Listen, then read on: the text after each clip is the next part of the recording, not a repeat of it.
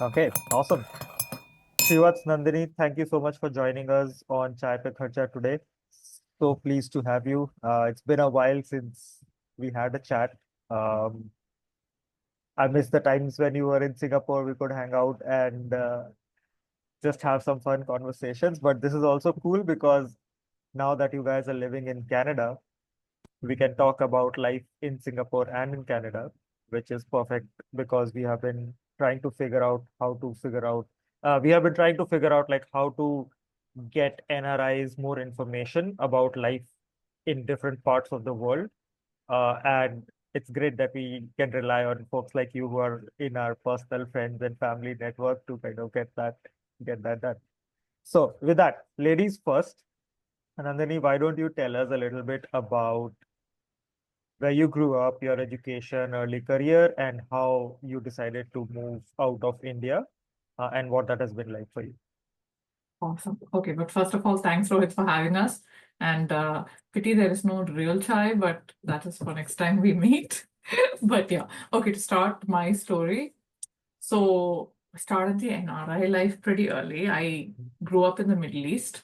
I moved to Saudi at the age of 5, lived there until I was 15, moved back to India for 11th, 12th, for college, started my career in India.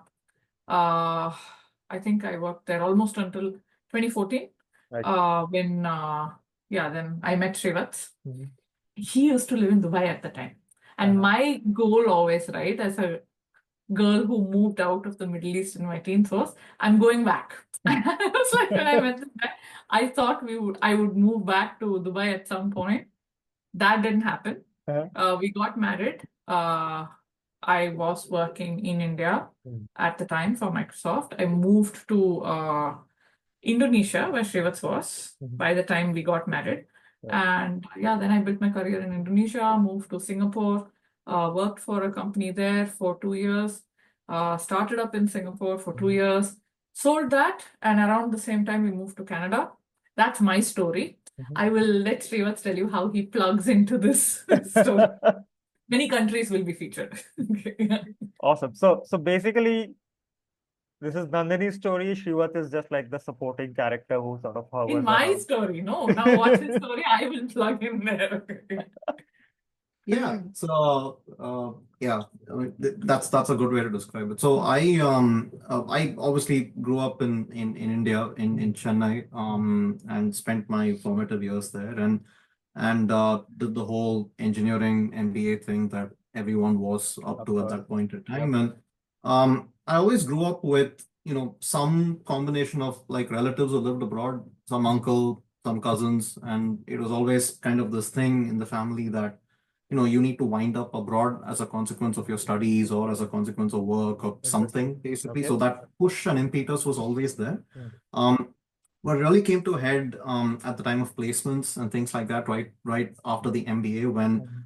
when you clearly had like companies that had like a foreign posting and then Right. companies that had like a posting in India, and Right. and I tried for one of the companies that did have like the availability of some kind of foreign posting. So wound up in the US like just after my education, spent a couple of years there.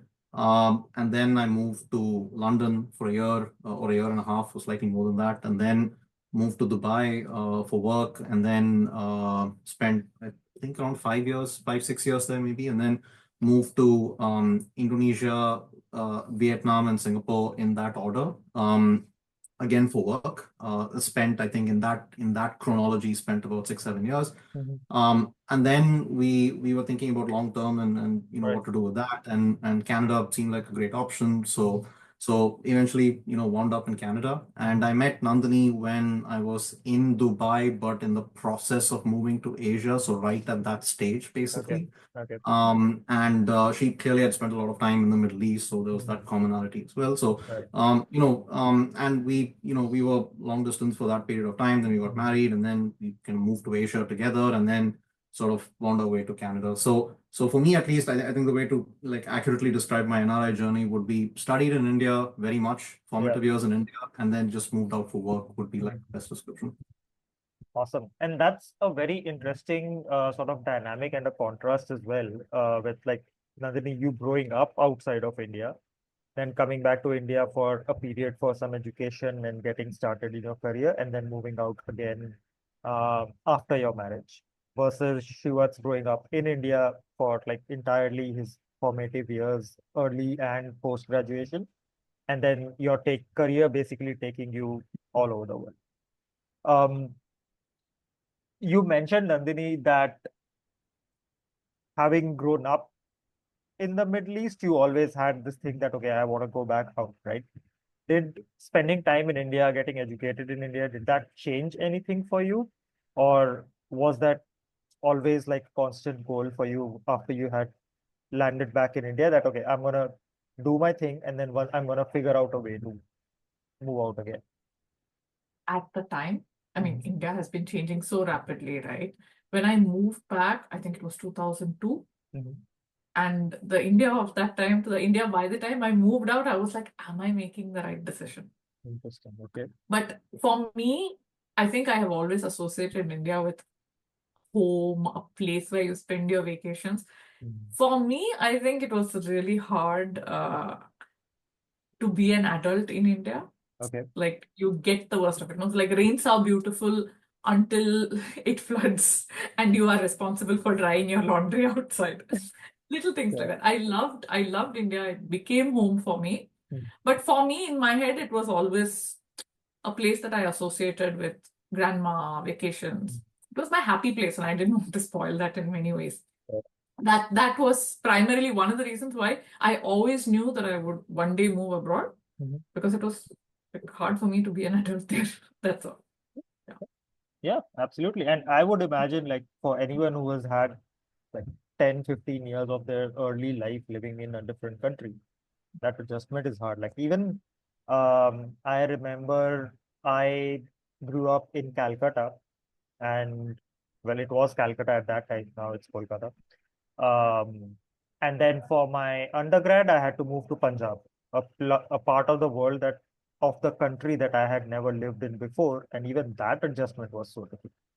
And I mean, Punjab is sort of a semi-Hindi speaking region, you could say. Yeah. So, like, even the language adjustment wasn't that big of a barrier, or like Mhm. culturally, or from the perspective of food, from the perspective of weather, it wasn't such a big change. But I struggled there for like at least a couple of years before I found my footing uh, living in North India. So I spent time in Punjab, I spent time in Delhi before finally like ISB in Hyderabad. So I can't relate necessarily with like how it might be, but I can imagine how difficult it can be from that like adjustment period and wanting to kind of go back to that other life.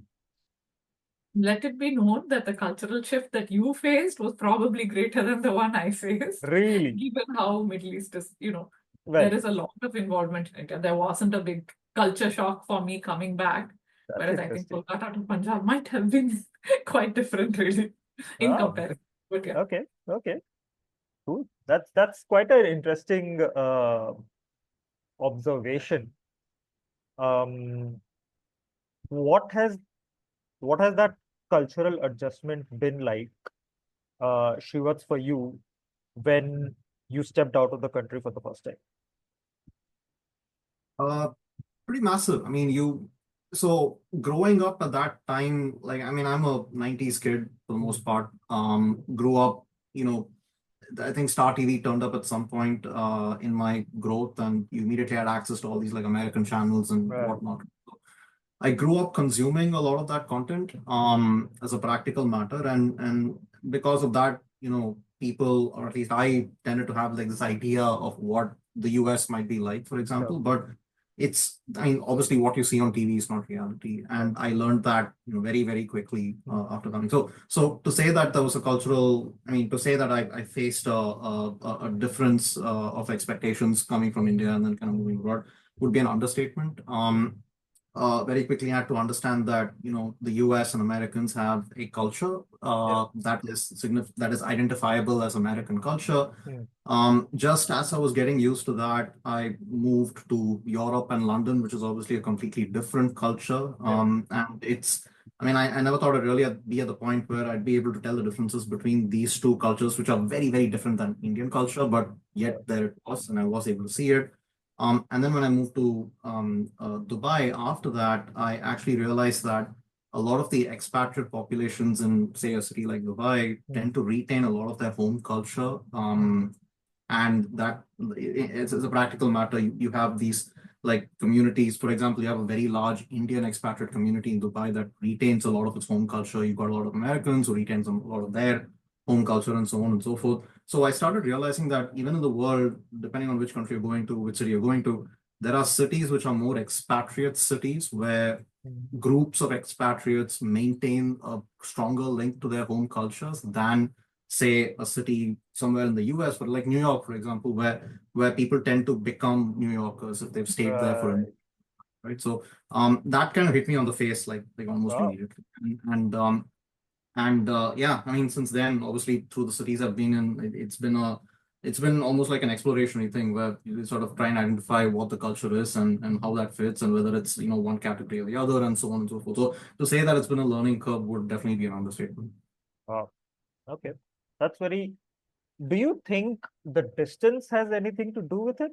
Like just the fact that Europe and the US are so much farther away from India, and because of time zone differences, plus like my observations of traveling to US for short periods of time, except for some of these big cities like New York, everywhere else is just so like isolated and far apart. Like that's what I've always felt. What really hits me when I travel to California or Texas once in a while, um, there's just basically nothing for miles, and then there'll be like a cluster of residential like houses and stuff. Um, do you think that might have something to do with the fact that, as you said, like people who move to a New York or move to a London, they become New Yorkers or Londoners more than, let's say, people moving to even a Singapore or Dubai, for instance, where you tend to maintain a lot of your own cultural values, your lifestyle, your practices. You don't change or adjust yourself so much in these parts of the world compared to other parts.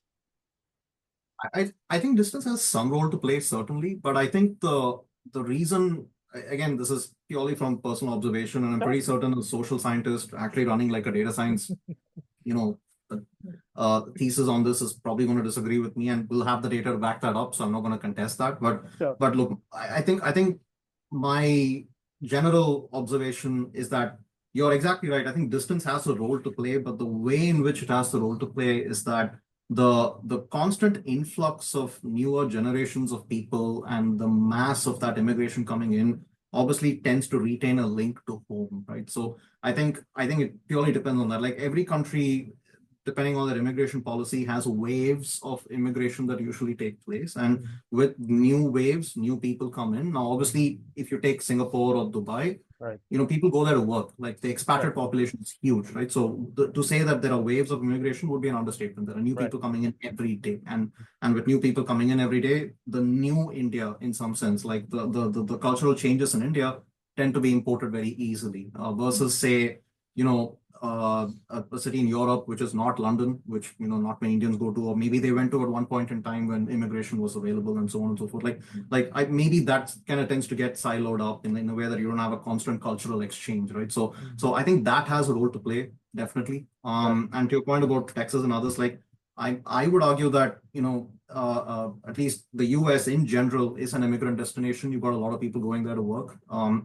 But you take Canada, for example, there are defined waves. There are periods of time when every government in power in Canada would open up the immigration pathways for people to come in. And it's only during that time that people can come in. And otherwise, it's a small trickle. And then there's a lot of people and a small trickle and a lot of people. So that sinusoidal nature of immigration means that you've got the cultural exchange is limited to the windows in which it's open. So that might mean that people in Canada might retain a lot of their kind of periodic culture a lot more than someone who's coming getting refreshed from a population perspective all the time. So I'm sure Nandini has some perspective there as well. I'm actually I agree with parts of what you said, which is basically that, when you have lots of waves of immigration, people are able to retain their culture. Look at us doing what modern anthropology at each other. But no, that part I do agree with.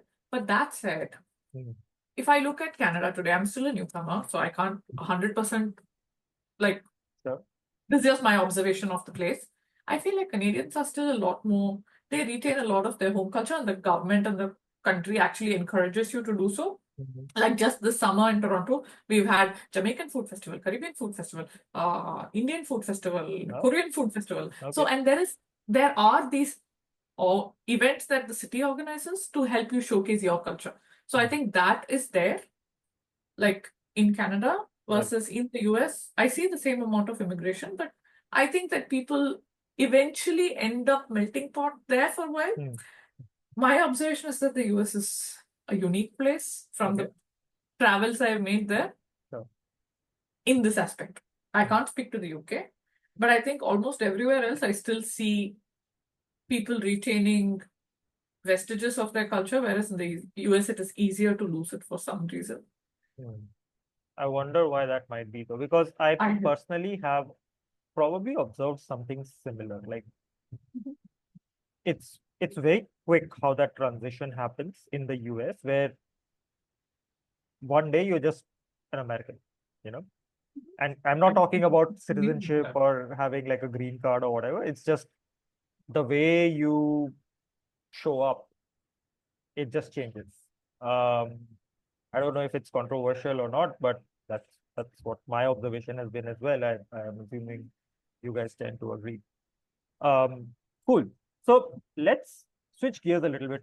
Let's talk about Canada, and let's talk about your life until like recently in Singapore.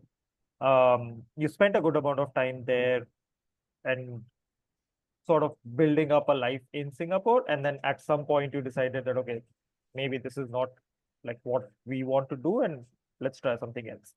What was that journey and that thought process like for you? And how do you compare life in both of these places?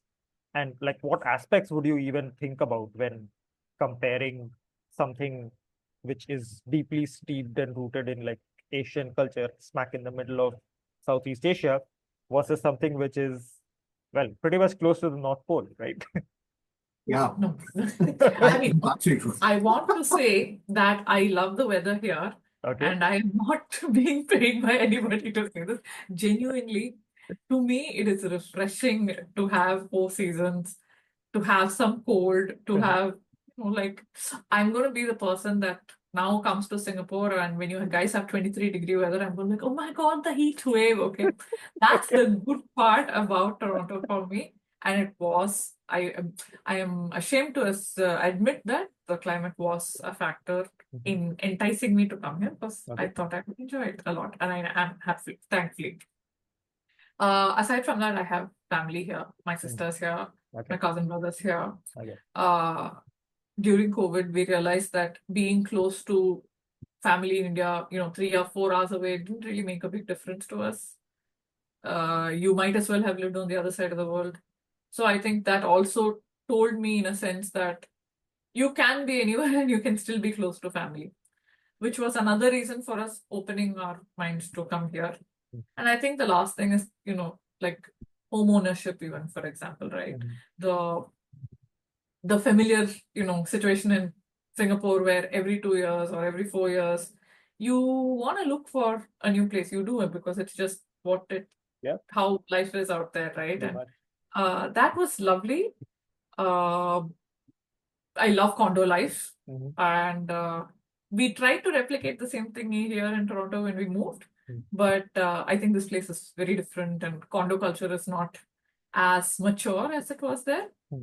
But there are other, like the air, the water, the weather, the wide open spaces, all of that has kind of made up for that a little bit in the past 2 years. So that's been my experience. That's kind of why I moved. I swear I moved for the weather, honestly. But yeah. You're going to hear us talk about completely opposing views as far as this point is concerned, because I didn't move here for the weather. Absolutely not. I moved here in spite of the weather, would be a better way to describe it. Okay. I think, look, it's refreshing and new that there are 4 seasons, but I think there is something known as winter, and I mean, I grew up in Chennai. You know the weather in Chennai. Right. And I like the weather in Chennai. And many of your podcast listeners probably won't agree with me, but that's me, and I grew up there. So, I'm very much like a summer and sunshine kind of guy. At the end of the day, and that's not what the North is. But Yeah. nonetheless, I think there are other reasons which could pull someone. I mean, evidently something else pulled me as well. Right? So I think having moved abroad and cycled through a bunch of cities, I think it kind of I always knew, and then eventually Nandini also always knew that at some point we'll have to take a decision as to what we do after living the fast city life. And what I mean by fast city is this kind of expat city. You kind of go come somewhere for a job. And at some point we'll have to take a decision like what's home, like where do we want to settle, and what do we want to do when we settle, and so on and so forth.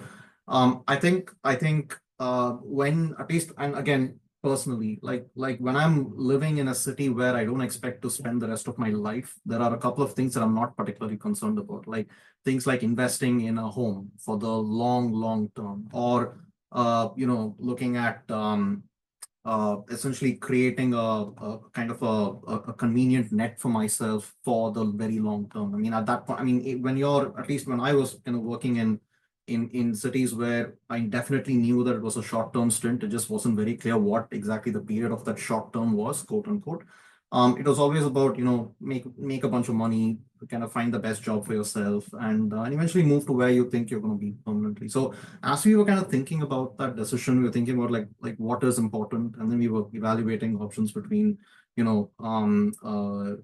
different countries as a practical matter. And what really pulled us to Canada would be that the immigration system was quite clear and concise. It was very kind of plain in and understandable as to what exactly went into the decision making algorithm and what the results might be, for starters. But secondly, also from a career perspective, I was able to, and as I was evaluating it, I saw that there were options for me to pursue and strengthen my career options should in the event that I move. So that was a big plus.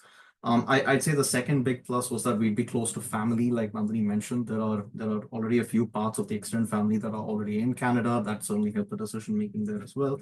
And I think at the end of the day, sort of, I mean, between the different choices, we're all also looking at countries where things like home ownership, things like, if you weren't doing the 24-hour work cycle and you were looking at work-life balance, then what would make you happy? The ability to go outside, the ability to like explore nature, and kind of do all those activities, which is like post 5 p.m. activities, if I can call it that. Like where would that be most appealing? So all of those factors kind of put together, and we kind of eventually shortlisted like Canada as our destination. Awesome. I think that was very thorough. One thing that I remember we spoke about in the past, right? Like because you have family in Canada, you had the opportunity to sort of visit a bunch of times before making your decision, right? Like you kind of experienced short stays in Canada to get a sense of what life might be like if you do decide to move. And from my own perspective, like I've only lived in two countries outside of India. One was Ireland, the second is Singapore. Mhm. And before moving to Ireland, I had never really stepped out of India except for like a trip to Bhutan in my school days, which I don't really count as. Because we literally just walked over the border and somebody said you're now in Bhutan. And I was like, what are you saying? It all looks the same. And then when I was in Ireland, there came a time where I was looking for a change. I wanted to move closer to India. I wanted to have a better tax system, which allowed me to keep more of my money. Um, and the weather as well. So Ireland is probably like not the best weather, and I'm Srivats might Agree. Yes, we alone might agree. Okay. I get it. so I am not very comfortable in cold weather. So I like the little bit of a heat. I grew up in Calcutta, so I'm not a stranger to humidity. So Singapore on paper sounded perfect for me.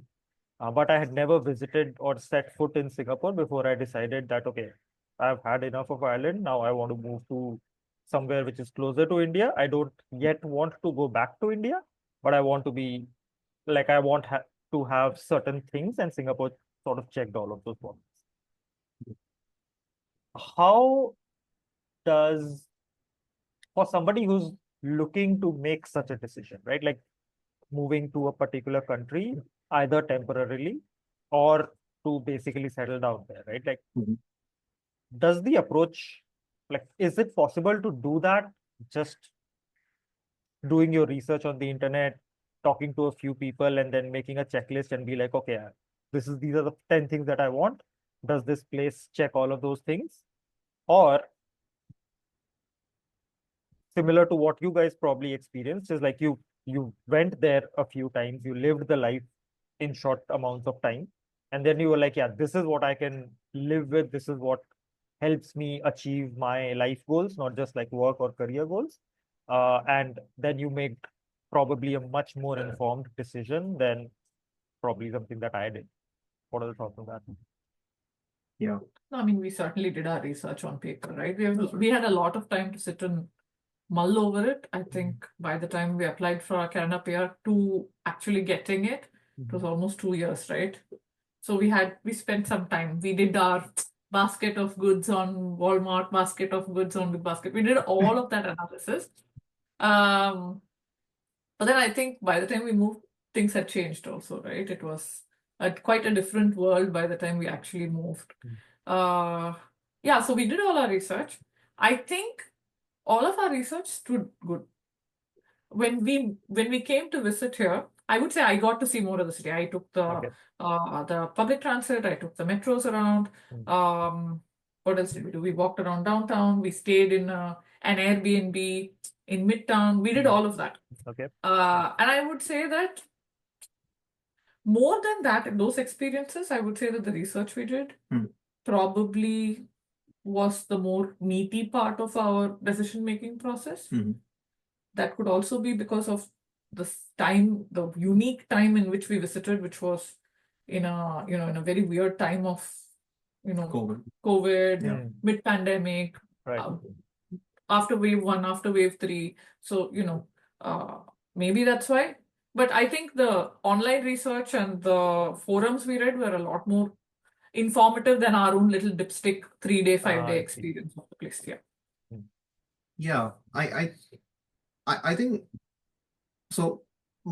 I mean, I'm gonna give a slightly long-winded answer to this, but I think it's also stage of life thing as to how that decision could impact you and the kind of diligence you need to do before taking that decision. Right. I think, when I was, I mean, going back to the point earlier, like when I was leaving India for the first time, it didn't really matter where I was going. I knew I'd figure it out. So due diligence became less of like a primary concern, and the list of things I need to diligence became like extremely thin and pointed list, right?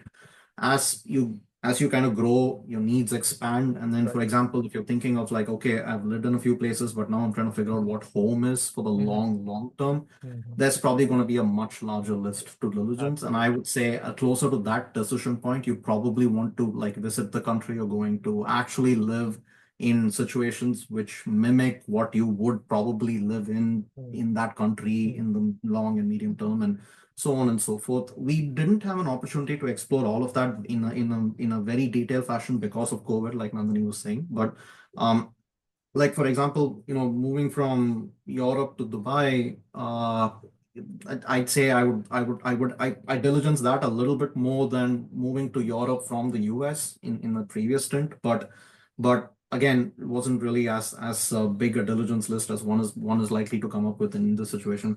Again, moving to Singapore, like you, quickly researching the tax code, quickly researching career opportunities, understanding what the cost of living is going to be like, which is more research than I did before leaving India for the first time, for example.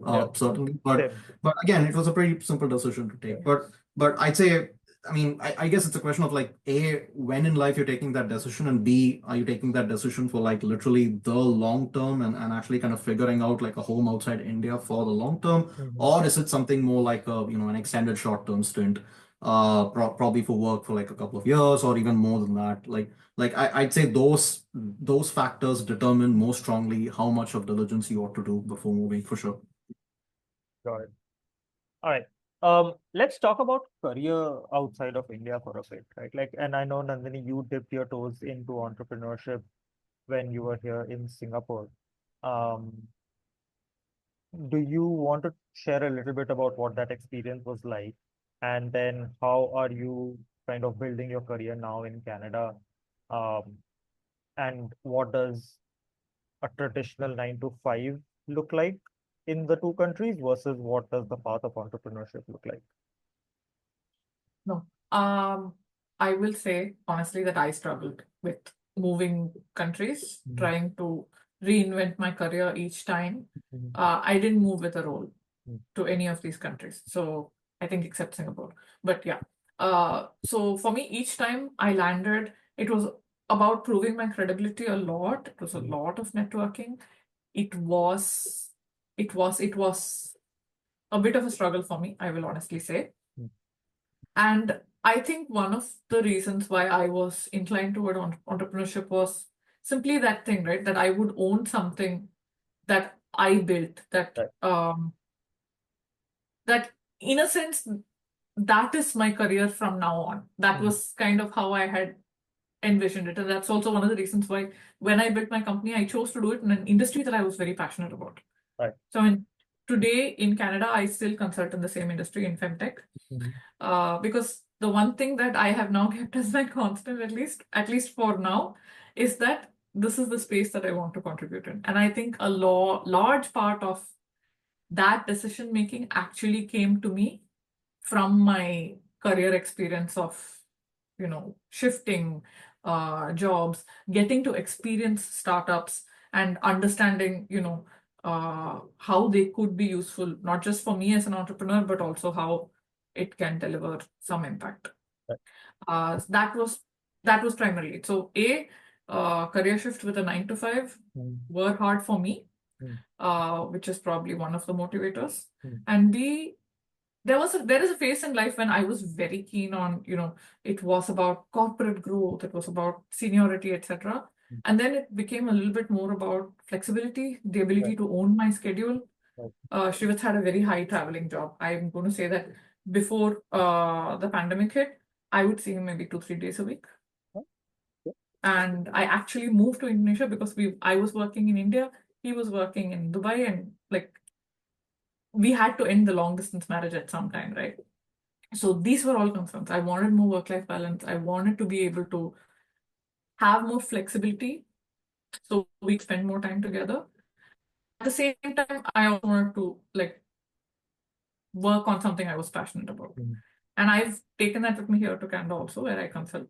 I've kept up my entrepreneurial life from Singapore pretty much intact here. So that's Okay. been my journey career-wise. Okay.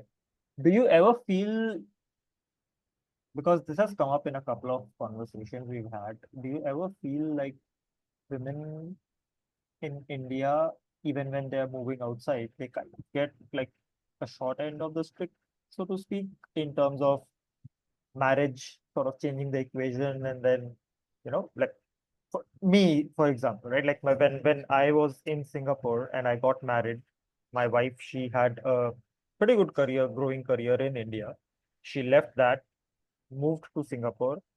Instantly, COVID hit, and she didn't have, or she wasn't able to find a job for at least, I think, a year or a little more than that before she landed her first role, which was not like a great role. She just had to settle for it because there was nothing else available.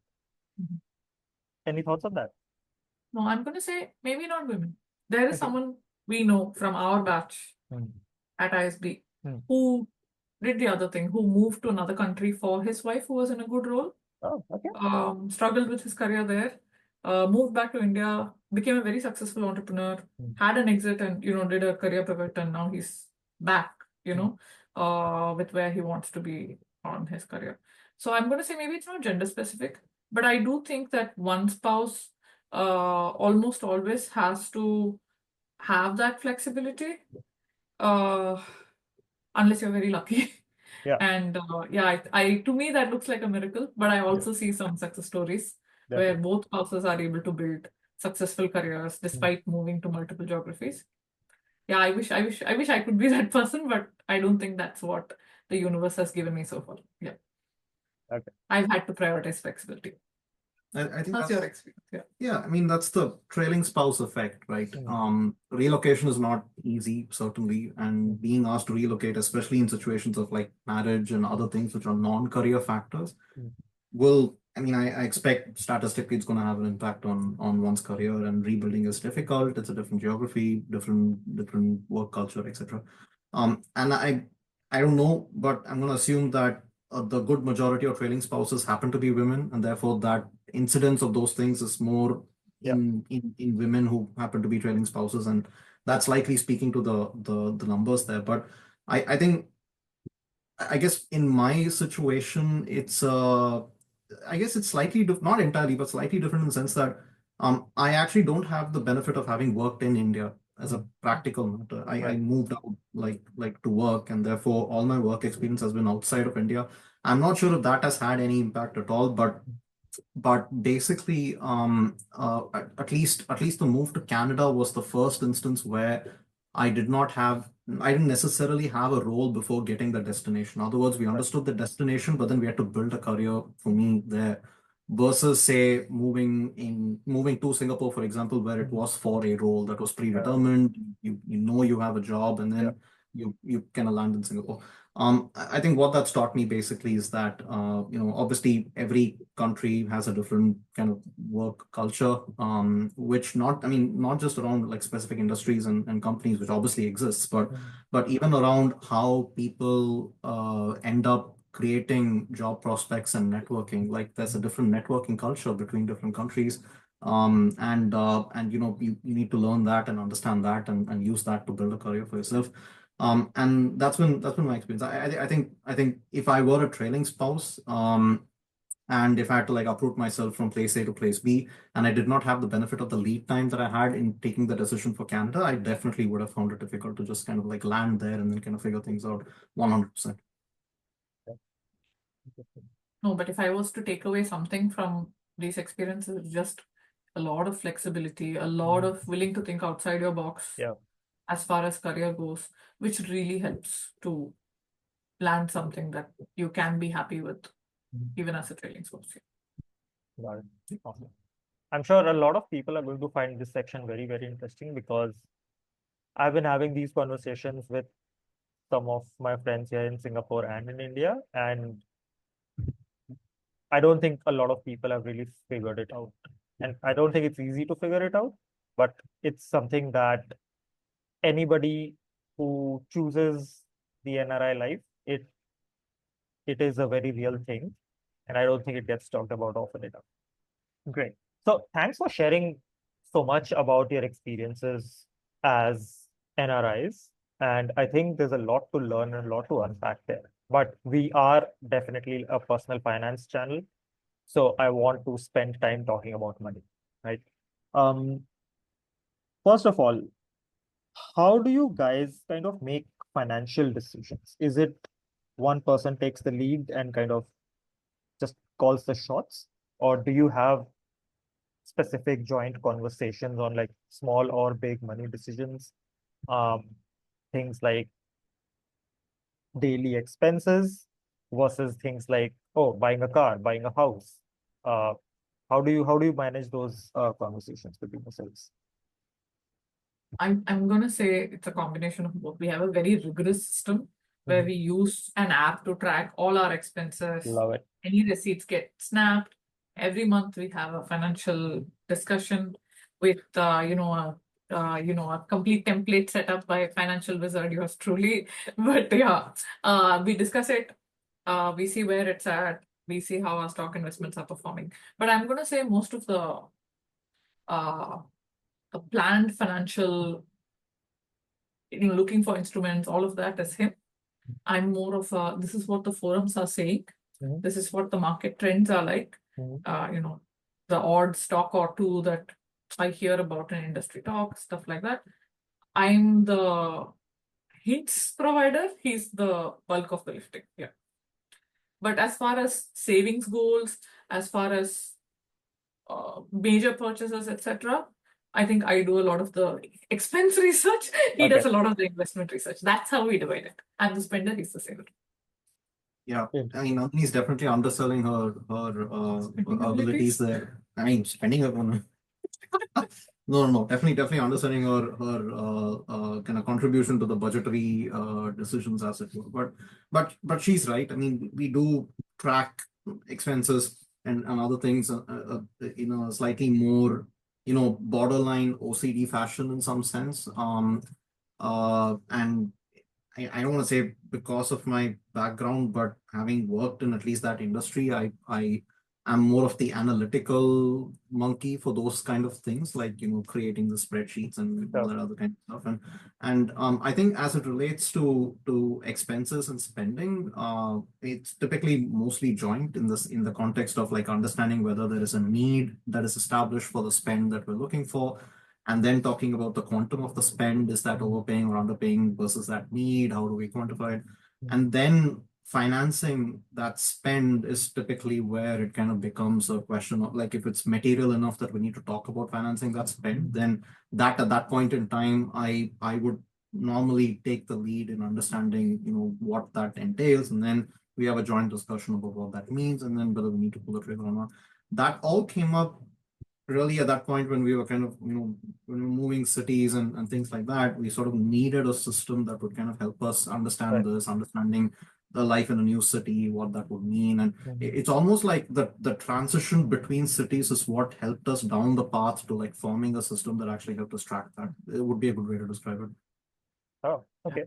And then you mentioned, and just I'm assuming it kind of comes naturally to you at this point, given your background in like VC and private equity, doing a lot of that financial modeling and maybe some Excel models and sort of projecting out into the future and those kind of things. Um, how do you uh, how do you manage money in terms of like there are different systems, right? Like people have joint accounts, they kind of pay into that joint account and they do common expenses from there, and then they keep some parts of it separate. Versus there are people who keep it entirely separate and they just say that, okay, these are expenses that I'm going to pay for, these are expenses that you should pay for. Versus there are people who will be like, let's pool all the money together and everything is common pool of money and we kind of make decisions based on that. What's your high level system of managing expenses from that perspective in terms of like this is all the money that's coming in and this is how it's all going to go out into different places? I think this is something that should be spoken about a lot. And I think both of us, from day one, we were very clear on the philosophy that it is all family money. All of it may be put in various accounts as makes sense. Sometimes a joint account is more beneficial, sometimes a solo account is, etc. But from a philosophical point of view, we view all money as family money. Okay. All expenses are family expenses, and that's all investments are family investments. That's how we've seen it, which has been nice in a way that we don't have the pressure of who's bringing in how much, etc. As opposed to we are able to make decisions for us, which helps us to be smarter about making choices, pretty much on every aspect. Yeah, that's been my experience. And that's exactly right. I think sort of for me, I think I'm just carrying forward like what I've seen growing up at home. In that, I mean, there's obviously no right system. What's worked for people ultimately, right? But I mean, what I've seen, what I've grown up with, has been like this. Okay, here's the pile that exists, and then two people need to take decisions about what to do with that pile over time, and that's pretty much how we operate as well. Like Nandini said, there might be specific situations where it makes sense to like park a little some here or there to take advantage of like some offers or something like that. But it's definitely seen as like one pile, and you need to decide what to do with that. Got it. So how does the expense income versus expense equation look like when you guys were in Singapore, for example, versus now that you're in Canada? And I mean, those are very different countries with very different, like from what we see in the news, like cost of living index is very different, right? But that at the same time, taxations are different and government provided services around healthcare and childcare and education there's a bunch of different ways that the countries operate, right? Um, how would you describe the income versus expenses equation in Singapore, for example, versus in Canada, or even in any other countries that you guys are living? Yeah, I mean that's a super pertinent and relevant question, I think, given the conversation around like transition to countries and so on and so forth. I think the fact of the matter is that the cities that again, in my experience, the cities that are expatriate destinations typically come with lower taxation. So if you're kind of planning out your gross and net and what gets eaten out of it, your outlay in some cities might be, or some countries might be much, much lower than, say, Canada, where Canada is definitely a taxation jurisdiction where the tax brackets are progressive, but they're also much higher than Singapore by comparison. The cost of living is not particularly lower than Singapore. I would say there are some things which are lower, but as a basket, you kind of tend to even out at the end of the day, especially if you're looking to get the same kind of products and services that you're used to getting in Singapore and you want to replicate that for yourself in Canada. I would argue that typically the budgeting system that we have in Canada that works is it used to be that in Singapore, while it is true that you're getting taxed less, at least in our experience, the amount that you normally allocate to rainy day items would be of a certain quantum, let's say, in the expectation that should you be required to tap into it, you're going to be on the hook for like most of the stuff associated with it. Now, in at least in Canada, and this changes depending on the country you're in. In the US, which is a similar taxation system to Canada, slightly lower, but I think similar. What you get in return by way of social services or a safety net is much, much lower as a practical matter. So here, everything, say for example, medical, it is very much socialized healthcare. So you typically do not need to necessarily park funds for the possibility of having to spend on your own healthcare. Should you require it, it is technically free, and comes with the taxation that you make. And if you have children, then education, especially if you're kind of matriculated in the public school system, that's free as well up to a certain grade and so on and so forth. So there are things that you get back that you don't have to budget for. But then where you pay for that is obviously the taxation that goes out of your salary. So I think the best way to describe it is that there are certain buckets where you don't have to worry about it at all. And then there are certain other buckets which you have to beef up simply because things are slightly costlier here than compared to Singapore. And by the same token, there are other things which are cheaper. So I'd say, that's the presence of that safety net and the presence of those other things which you get in. I mean, that's not the right way to think about it, but what you do get in return for the tax that you're paying in some sense. If that appeals to you and that makes sense to you and you're happy to part with that additional tax because you're kind of getting all that in return, that could end up being a deal that people can subscribe to if that's something that they want, right? So Yeah. I think in terms of some things like housing, for example, right? Rent is an expense. Mortgage is technically an investment in an asset. If you view certain things differently like that, it kind of makes up for some of the differences in expense in a expat-oriented city versus here where we are now. But yeah, you have to think about it consciously in that way to see that there is a difference. Yeah. Okay.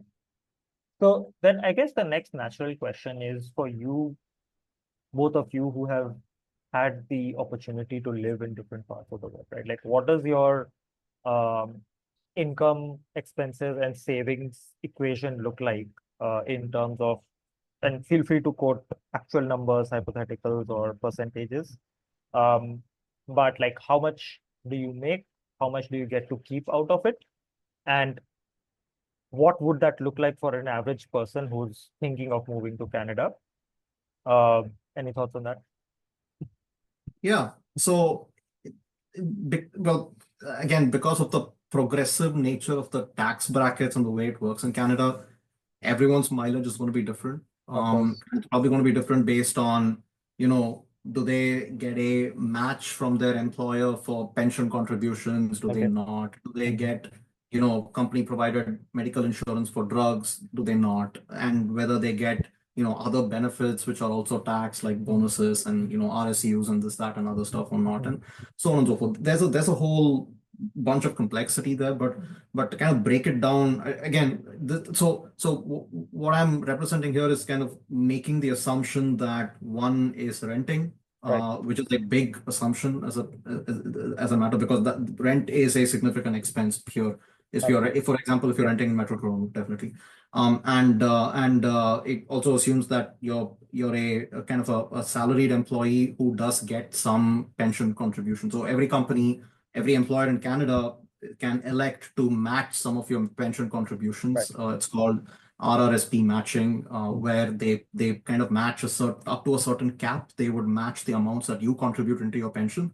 Now, the reason why that becomes important is because this goes to ultimately reduce your taxable income for the purpose of calculating taxes. Now, in Singapore and obviously in Dubai, in the UAE, where taxes are much lower, the necessity to plan around tax deductions is a lot less present, right? So people don't think about it too much. Maybe they do, but not to that extent. Here, tax planning is like a whole set of activities that one needs to be doing. So I think, just taking at a high level, if $100 is kind of your gross, you could expect to spend anything between $30 to $40 on taxes, depending on where you are, how you stand, how you're getting compensated. You could probably capitalize on a few different methodologies to kind of reduce that taxable income, contributing into your long-term pension, contributing into tax savings accounts, all of which are available, provided by the government in terms of guidelines and so on and so forth. So let's say you're left with about 70 post taxation. That's pretty much where your expense calculation typically begins. And if you're renting, depending on what kind of lifestyle you're leading, like if you're in Metro Toronto, for example, and you want a 2-bedroom house for yourself, you're gonna end up paying anything between $4,000 and $5,000 a month in rent. If you want like a nice place. Correct. And you could absolutely go further out, and obviously land. I mean, the area that is Toronto and the area that is Canada is like massive and vast. So if you choose to, for example, move outside the Toronto metro region and you kind of move to a neighboring city, part of the Greater Toronto area, for example, you're going to pay much less in rent. But you'll probably have a car payment. It would kind of even out in that sense a little bit. But I think for us, it has primarily been about percentages. So we've always viewed expense as a percent of income. I think the difference between Canada and the other expat countries that we've lived in is that tax takes a bigger portion of the investable savings away. But we kind of knew that and we kind of expected it. There are ways to avoid something. Say, for example, you can choose to live in a metro part of town. You might pay a little more rent, or you might have a little less space, but you could take public transit and you could avoid owning a car. We tried all of those configurations before finding something that worked for us in the medium term, at least. So you can play with your expenses, but we've always viewed it as a percentage of income. And that's been our expense. But so we've always planned, we've always had like this pool of expenses which becomes a budgetary maximum within which we need to kind of accommodate our own lifestyle, accommodate whatever else looking for. Like Nandini said, you can always plan to live closer to your work and not own a vehicle, or you could live further away, save up on rent, but then you just spend on a vehicle. Again, depending on your taste, whether you want certain vehicles or not, there's expenses associated with it.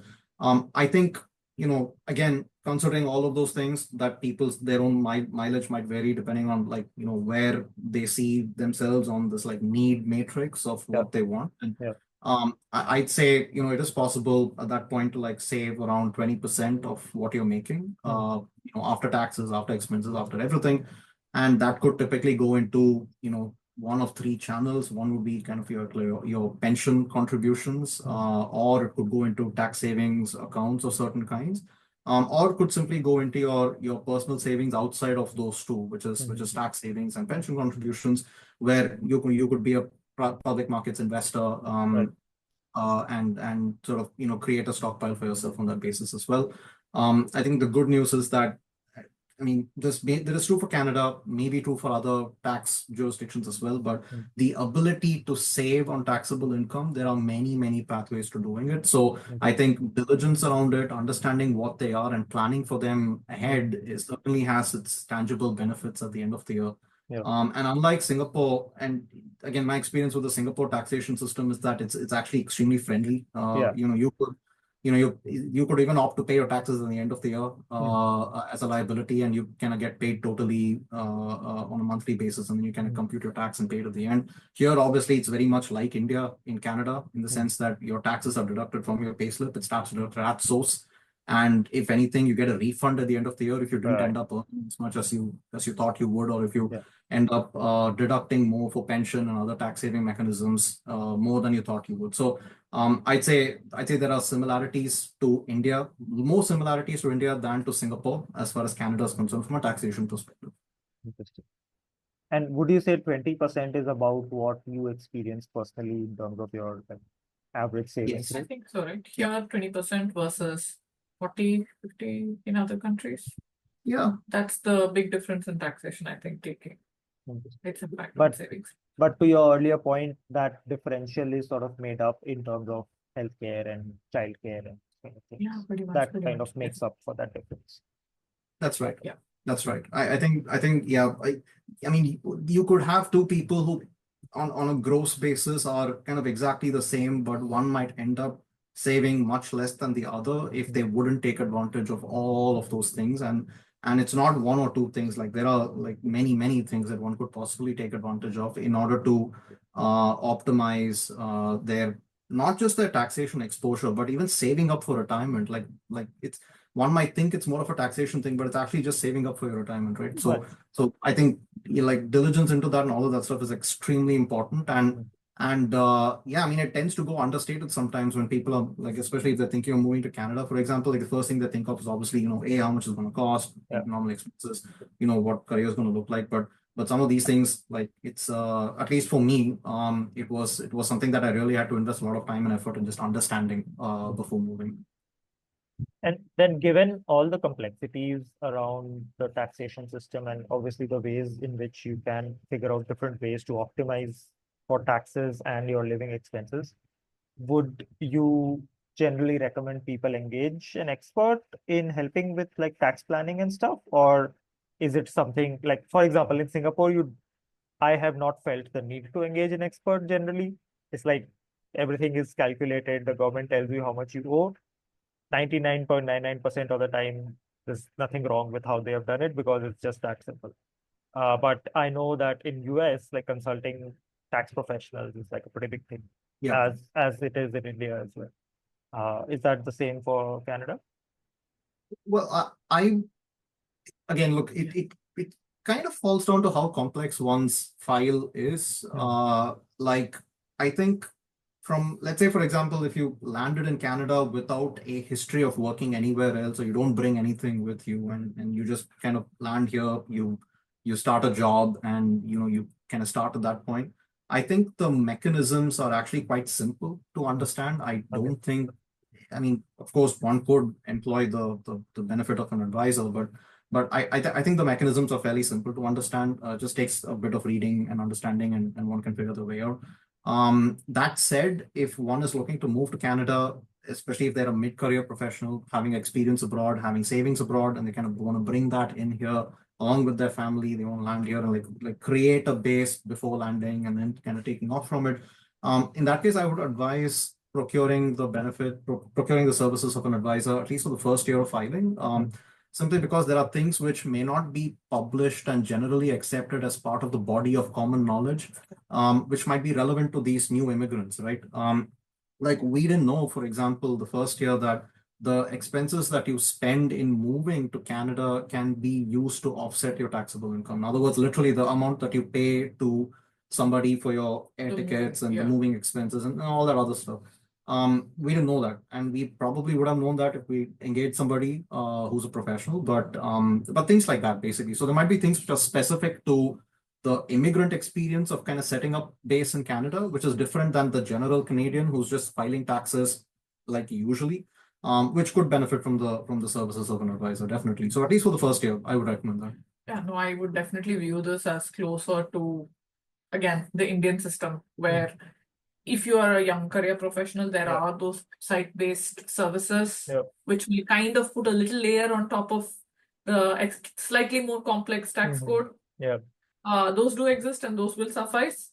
But then again, sometimes if you have assets and if you want to do tax planning, the right auditor can help make a difference, right? So similarly, I think this is close to the US and India in that sense that it probably, yes, you could benefit from the right tax planner, at least until you get used to the slightly more complex systems. For us, coming from where we came, it was more complex for sure. We did, Naturally. I think we probably will need help for a year or two, to get there. Got it. Yeah. And does Canada tax global income or global assets? Because I know it's a thing in the US where, like, if you have investments in other parts of the world, you get like That's right. capital gains, just basically tax your global income, right? Is the same in Canada or a little different?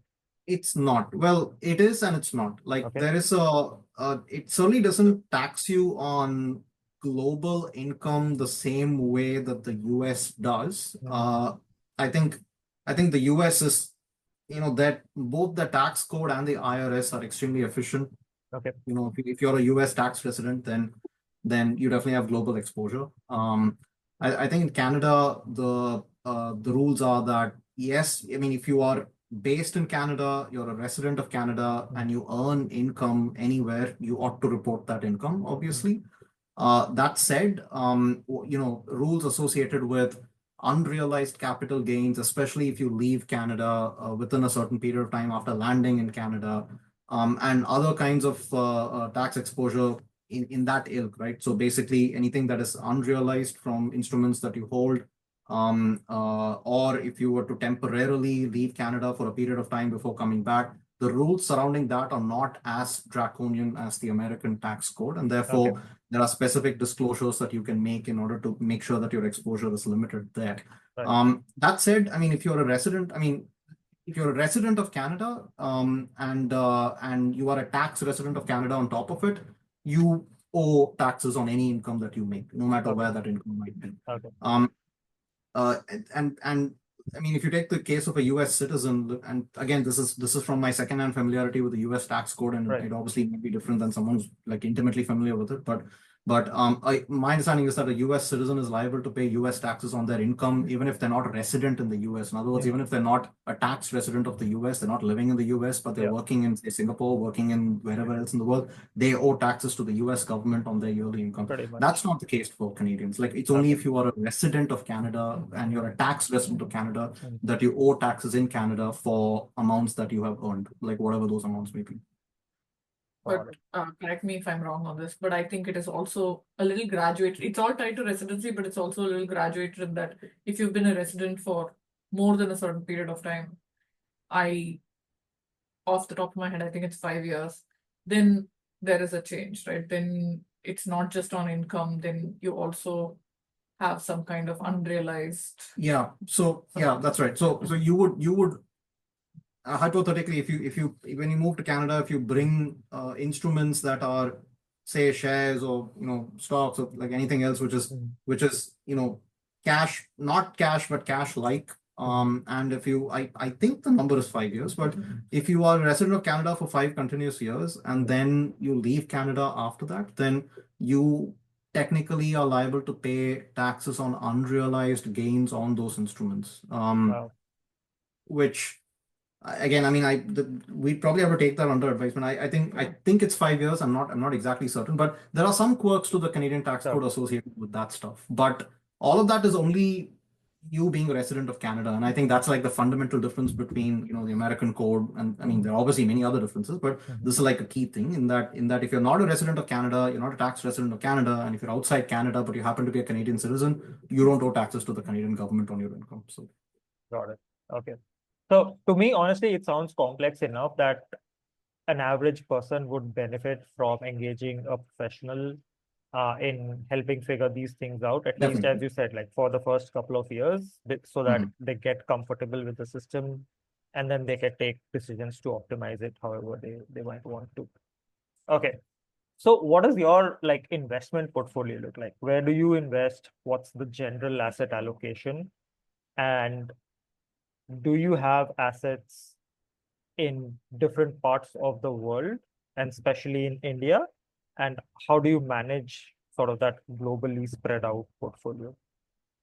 That's a good question, and I think this is probably where I'm going to be a bit different than maybe others responding to that same question. But our portfolio is actually like, I don't want to say majority, but I think all of it is basically just outside India. Okay.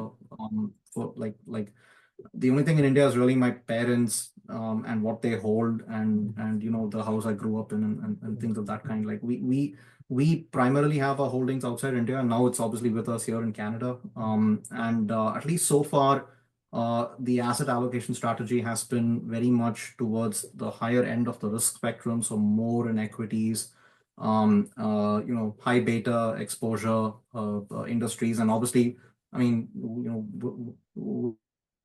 and the tech industry and so on and so forth. So exposure to that industry is significant as well.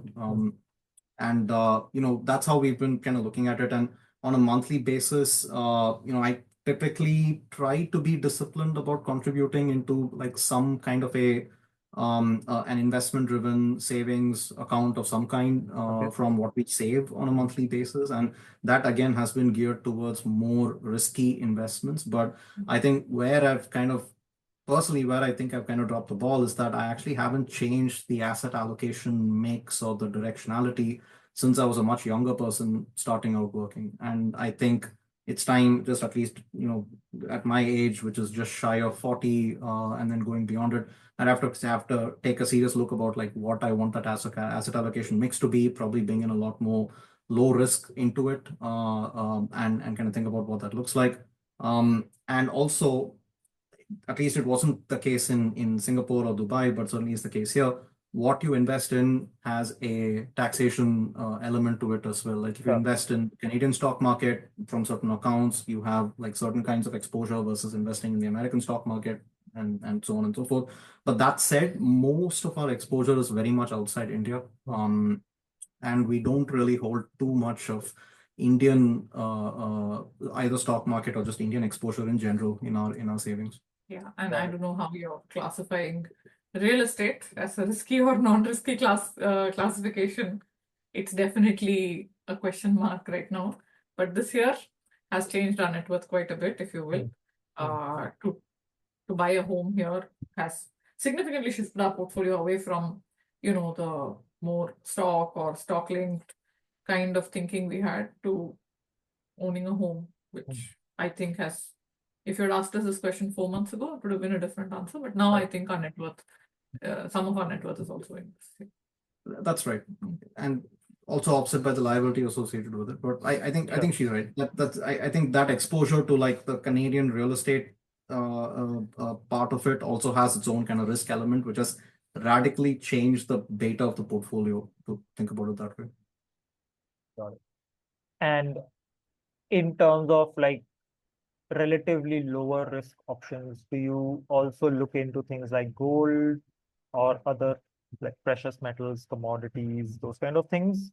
And then like there's obviously real estate, there's obviously stocks, but then given your work experience and background, do you also look into things like angel investing, potentially crypto? Like, what are your thoughts on some of those assets which are a little bit on the more edge of the spectrum, sort of?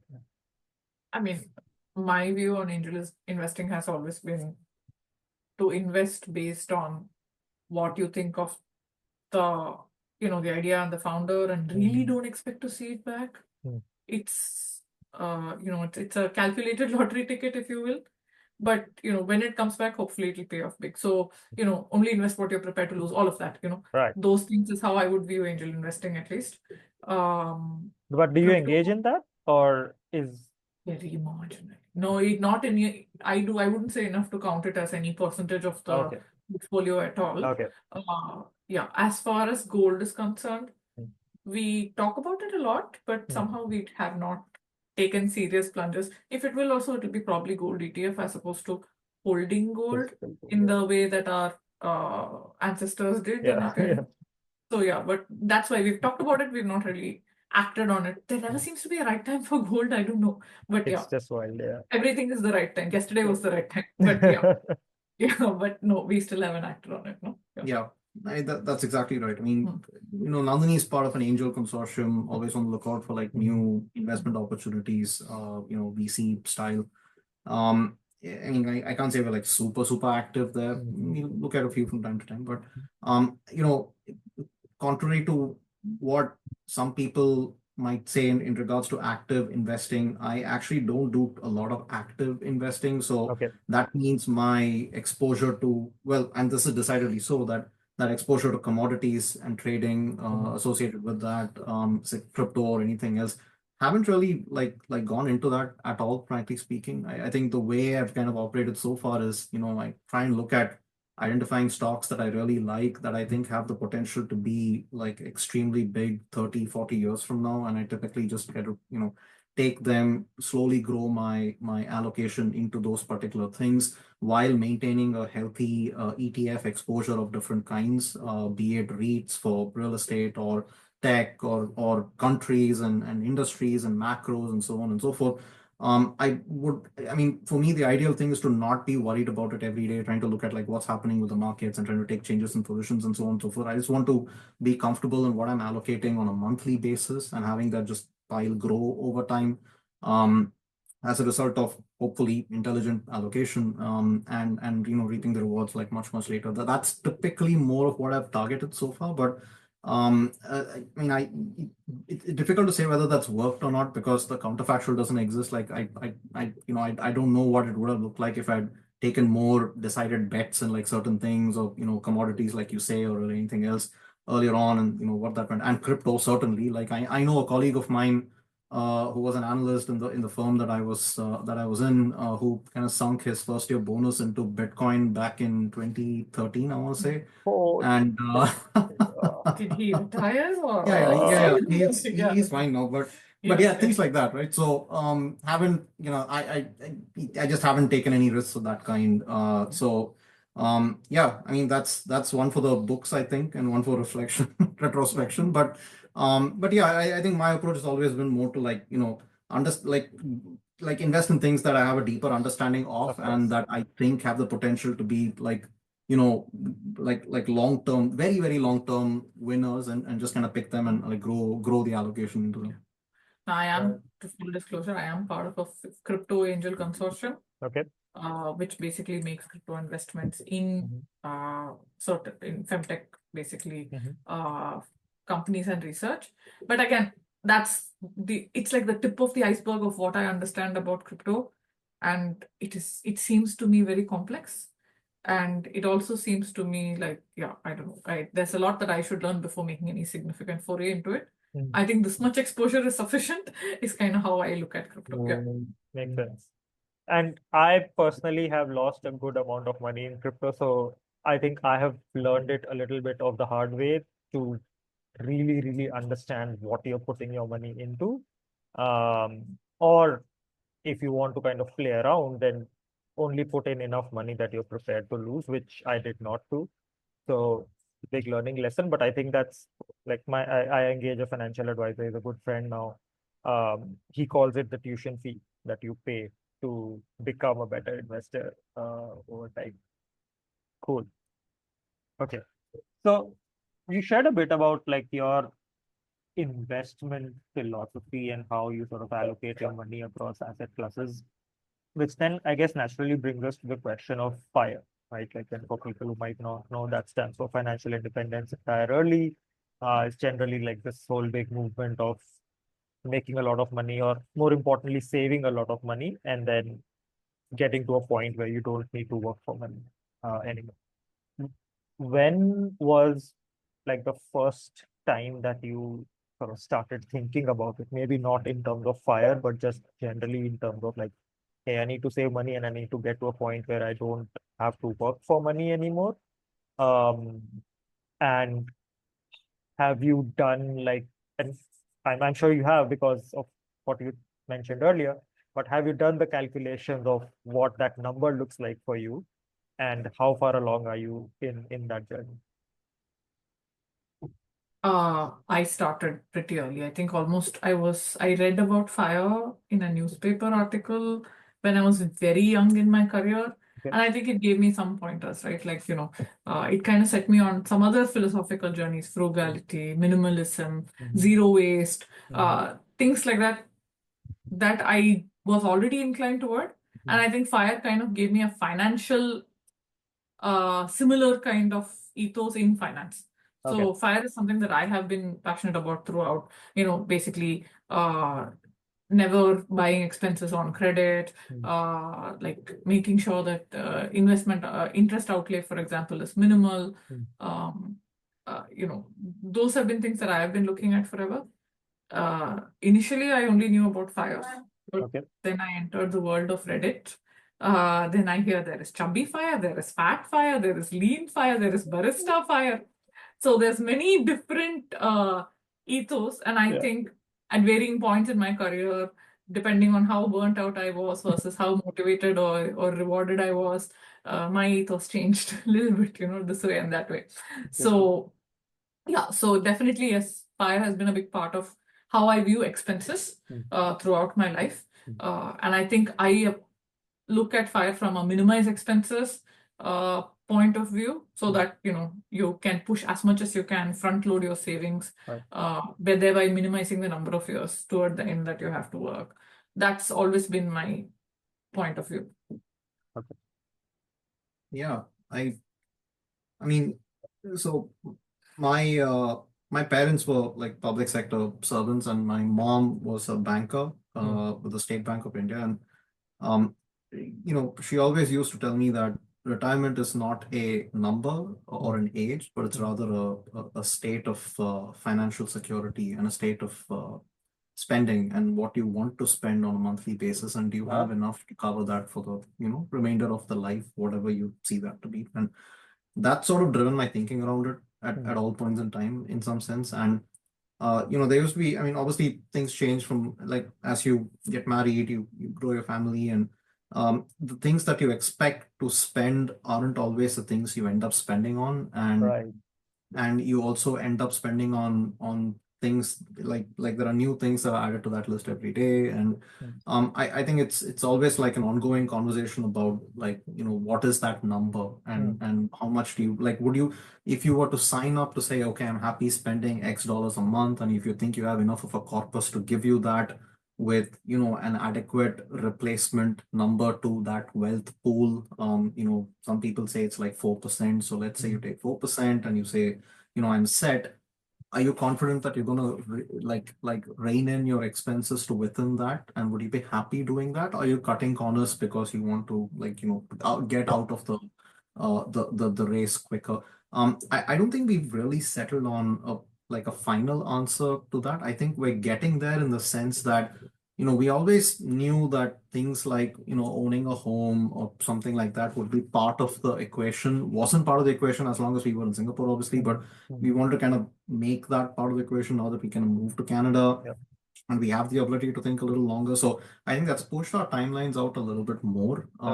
We're kind of working out the math to seeing, can we sort of like be at the point where we have that financial security with taking into account a kind of conservative replacement number for kind of the percentage of the asset pool that you think you're going to be spending on a yearly basis. Is that number going to be like 52, 53 years old? And would that be sufficient? Would it be 50? If we can stretch it a little bit, be a little bit lucky with a few of our investments and etc. I think that's basically where we are. And at least, I mean, personally, at least in our lives right now, we obviously have an asset to fund. So that's going to push timelines out just a little bit more. But I would say sort of it's always been top of mind. That's always been like a thing to chase. Not being, at least for me personally, not being a PSU employee, not having the benefit of a pension to look forward to, and things like that. You always have to create, like, you had to like self-perform and create your stockpile. So that's been the driving force.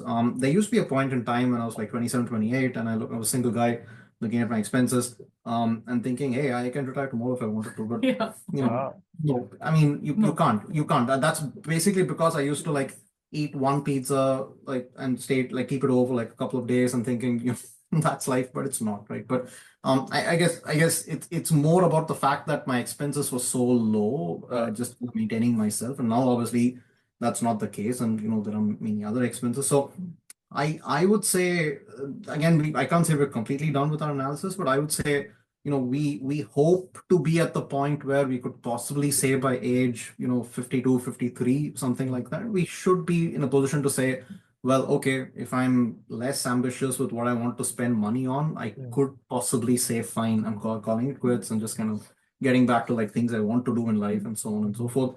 And hopefully we could get a little lucky between now and then, maybe shorten that timeline a little bit, but that's basically what we think we're tracking towards. But I will say also that there's plan A, which is you retire in a country that you're familiar with, where you've lived for a long time, which if it's Canada, it might be more expensive. That might push out our numbers. Then there is also the option to retire back at home, which might, right now it looks like it might, be a lower number. But now I also see, for example, my dad is not a PSU employee. My dad was in the private sector, doesn't get a pension, has to pay for his health insurance now out of pocket. Right. And I'm seeing how those costs are changing rapidly in the past 7-8 years. So I also see that putting a number, a defined number today might not make sense, even, to retire back at home, because India also is changing quite rapidly now in terms of costs and all. So yeah, there was a plan A, which was retire back home. There was a plan B, which was retire here. Then there is, luxury retire here, which is like plan B, which is a lucky state of affairs, right? So there are multiple scenarios, and I think, you get to safety level 1, which is be able to retire anywhere. Then it is safety level 2, which is retire where you want to retire, and safety level 3, which is retire how you want to retire. Right. That's a full wonderful fantasy. way to put it. Yeah, so that's how we are looking at it. There is no defined number. There is first achieve safety. That's kind of where we're at. Yeah. Amazing. That's exactly right. I think that's a very well-rounded perspective on it. And for me, plan A has always been going back to India, and like the NRI life was sort of always a path to shortcut that journey a little bit. So can I move from 60 to 50 years of age, and then can I move from 50 years of age to maybe like 45 years of age, and then have enough where I can go back to India and be like, okay, I don't need to work the 9 to 5 anymore. I can do whatever. And I haven't figured out what that whatever is. Probably this podcast, hopefully. But time-based, geography-based makes sense. Okay. Exactly. And the time base, I have actually spoken to people who have a very clear number in their mind. So it is that number base. I have spoken to people who are age based, where they say that it doesn't matter what I have at this age, I'm just going to stop and I'm going to work on like whatever they're passionate about, right? Social impact, environment, animal welfare, whatever that might be. And then there is the geography part of it, which brings me to my next question for you is if there was a person who's planning to retire in Canada, right? And let's say they're trying to do it a little bit earlier than the norm, as you said, maybe like by 50s, potentially if they get lucky, late 40s. What is a income level which would allow somebody to do that? And what would like the savings rate and the investment rate and those things need to be for somebody who might be thinking about making a decision that, okay, Canada looks like an interesting option. Maybe they have a job offer and I want to evaluate whether this comp that they're offering me is it good enough to meet that target of getting to a fire by 50, maybe late 40s. In your experience now, having lived there for a while, what should that number be, which is sort of the tipping point for someone to say that, okay, after this number, anything, I'm like, Canada is the place to go. Okay, let me speak about the expenses side of it, then maybe you can speak about the income side of it. So expenses wise, I'm going to say that in Canada, as it stands today, between 1 and 1.5 million is what most people end up spending on a house. Okay. You can make smart decisions and live outside the very metro area and save on that a little more, maybe 300, 400K on that. But most people do choose to live in the GTA because primarily that's where opportunities lie, right? So when you speak about retirement, maybe you will move elsewhere, but for the earning period, you might want to live here. So 1 to 1.5 mil on a house plus property taxes, which you will pay for the foreseeable future, and that will only keep rising. I think it's about 10% now. Wow. 10% upwards, right? So each year, so you will pay that much. Then there is cost of living, which is totally dependent, varies from person to person. But I'm going to say you can probably keep body and soul together with $4,000, like pay for a car and like bare minimum. Eat, pay for a car, pay for your heating, $4,000 to $5,000. I'm going to say. And this is me being a bit generous in all of these assumptions. You can obviously save on all of this, but this is what it costs to run a basic setup in Canada, give or take maybe 25% this way and that way, I'm going to say. That includes rent or mortgage, or is that on I'm top going of to say rent or mortgage is pretty evens in GTA. It includes that. It includes that, yeah. So when I say cost of home is 1 to 1.5 million, that would probably equate to, I'm going to say, in a good year, in a good mortgage environment, it might be like 3 to 3,500. In a bad mortgage situation, like right now, where the rates are pretty high, falling now, that could be double that easy. So I don't know how to quantify that with one single number, which is why I said cost of the asset. But okay.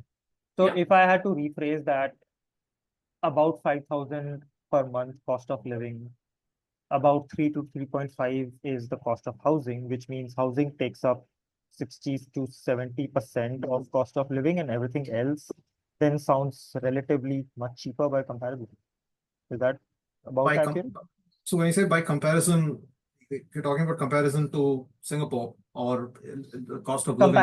Comparison to how much money you have to spend just on housing versus everything else. Because I think I would say it's 50-50. Yeah. So 50% on housing, 50% on other things. But that raises an interesting question, right? In the sense that, do you want to retire at the point where you're still funding the purchase of an asset like a house or a car, or would you rather retire when both of those have been effectively fully funded? Yeah. You own them and you're effectively just kind of worrying about your living expenses, right?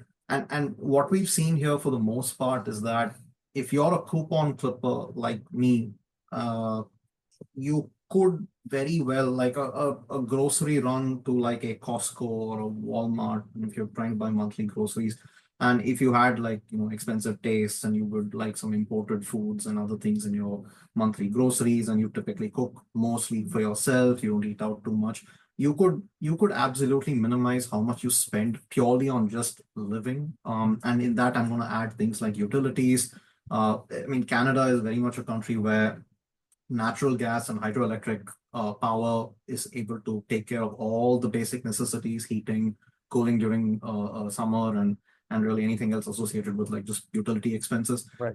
You could absolutely kind of manage your grocery bills, where every grocery run, you probably make about 2-3 runs a month, and every run, assuming you're like really, really going forward and spending a lot and buying a lot, you could easily accommodate that with like say $450 a run, basically. So it is entirely possible to compress your plain living expenses to about 1,500 to 2,000 a month. And I'm like, that's an inflated budget, right? I mean, you could do a lot with that money. And if you do not have an asset to fund, you can exist with that, firstly. Secondly, the benefit of Canada, and obviously depending on whom you speak to, people have had varied experiences with the healthcare system here. But the truth is, if you are aged and you do have health concerns, on paper, the Canadian healthcare system is paid for. You've paid for it through your life, through your taxation contributions. You ought not to worry about it in your old age. And therefore, you don't have to necessarily set up a stockpile to worry about your medical expenses in the future. There is also something known as the Canadian Pension Plan and the old age subsidy, which is provided to you when you reach the age of retirement, and you can opt into it, and it provides some I mean, depending on how much you contributed into it and yada yada, this whole calculation around it, but you get something like $1,000-$1,200 a month at this point in time, but it is inflation adjusted, so whatever the number is when you ultimately turn 65, you're going to get that as long as you live. And so there are many programs which kind of give you some money here and there because you've reached the age of retirement. And if you retire sooner, you could retire sooner and you'd be funding yourself until you get to the point of like the statutory age of retirement, but you could still do that, right? So I think it absolutely, and you pointed this out, it absolutely comes down to whether you're still funding an asset purchase at the time of your notional retirement, whatever that age might be. And depending on the rates, depending on what you're getting at, you could absolutely be spending 50-55% of your expenses on just funding those assets as opposed to simply managing your living expenses, right? Which is the entire conversation in Canada right now about real estate and what it costs and so on and so forth. Got it.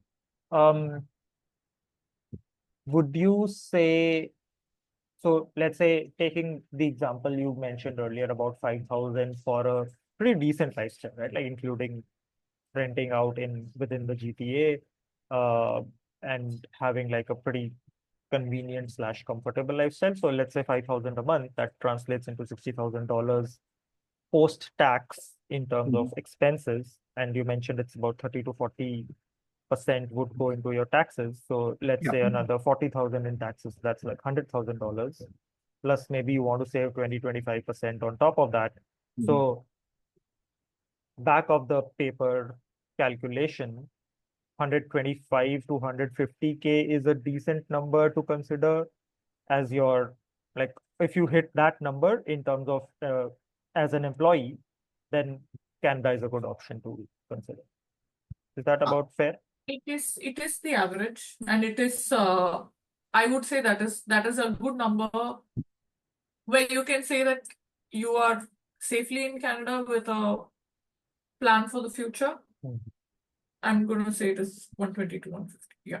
Definitely. I think that's an extremely manageable number. Like if one had access to a role that provides that security even before they land in Canada, I would say that's comfortable enough that they could take it and then kind of figure things out after they land and kind of run with it. I think, again, look, I mean, depending on people's tastes and how much they're able to save and how much, you could absolutely flex that. Like the good thing about Canada, and I would argue the good thing about the US as well, is that you can make your own system, and that can be as costly as or as cheap as you want it to be, basically, right? You could, I know people who would like religiously coupon clip to the point where they've absolutely beaten their grocery expenses to like the bare minimum and try to get maximum out of their fuel and get the kind of cars that would, give them the best mileage, etc., etc.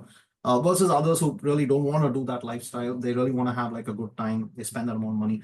Yeah, I would argue the number Nandini mentioned, you could live a very, very comfortable life with that. No, I still will say that it is the number I mentioned is based on where we have seen, which is basically the Toronto area.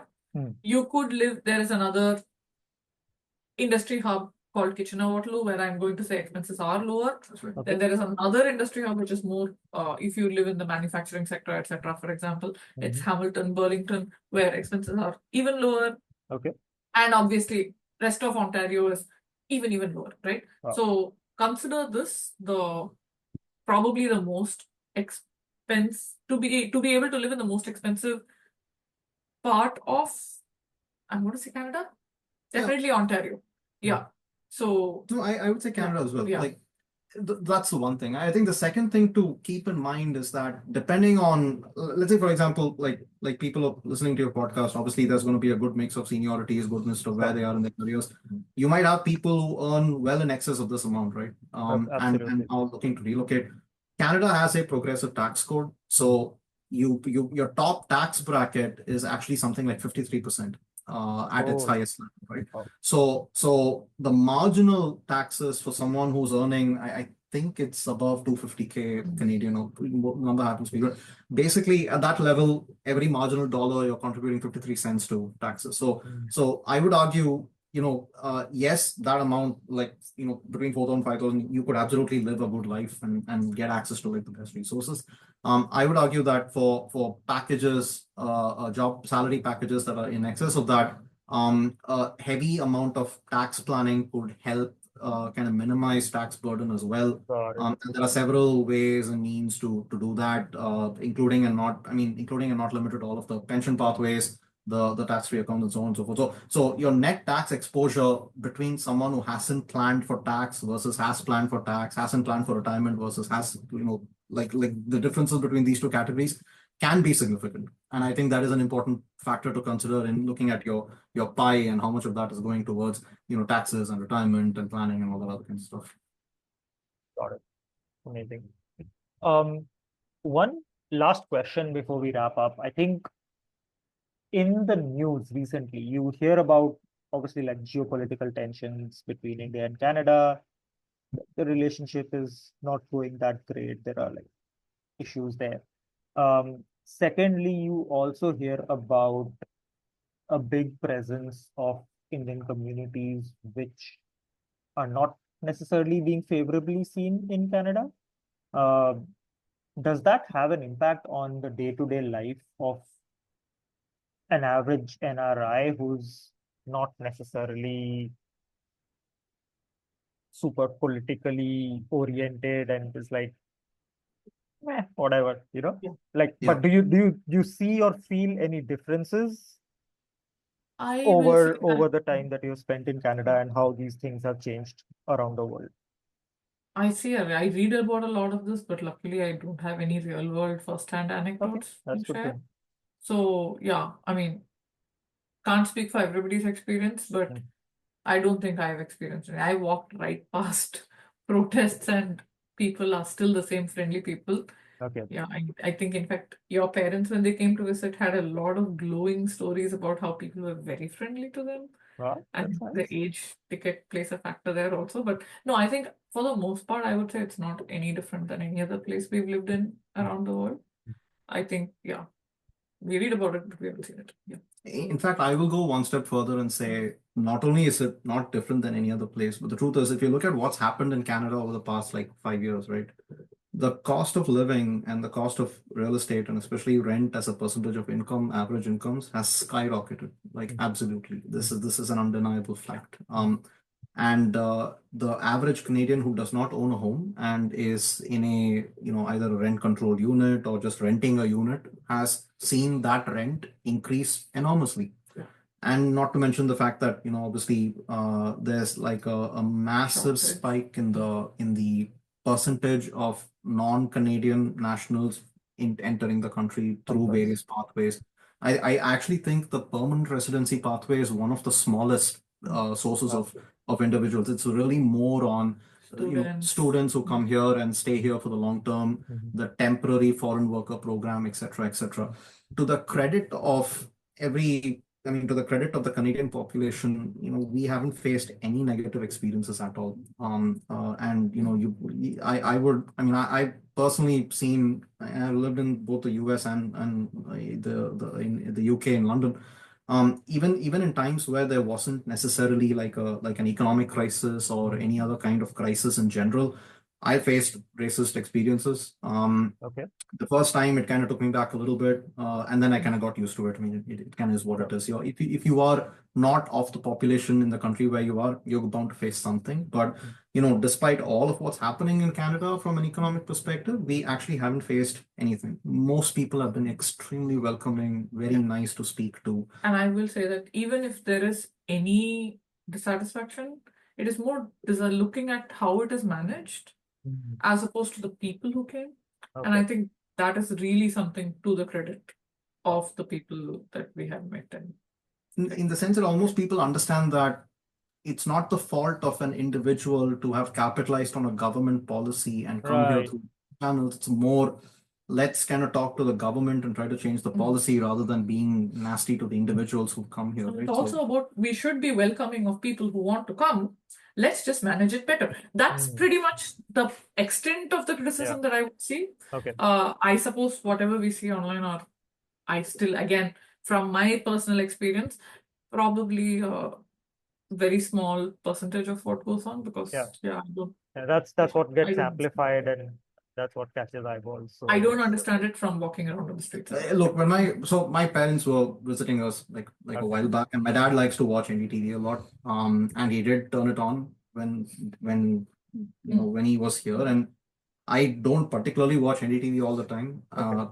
And that it is only when he was here that I had the chance to like look at the news coverage in the frequency that he does. And there was like a lot of news stories around how, Canada, this is happening, that's Yeah. happening, Yeah.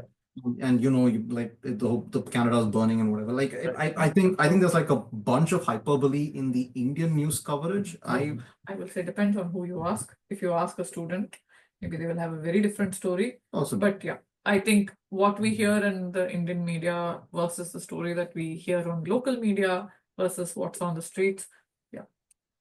yeah, definitely. I think not to diminish the issue necessarily, course. Yeah.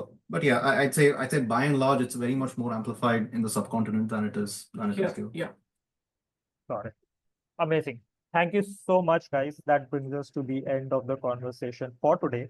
Hopefully, we'll have you back again to talk about so many other, like we touched on so many different topics and so many aspects of life in Canada, in Singapore, and like how NRIs kind of deal and manage things. I think I learned a lot.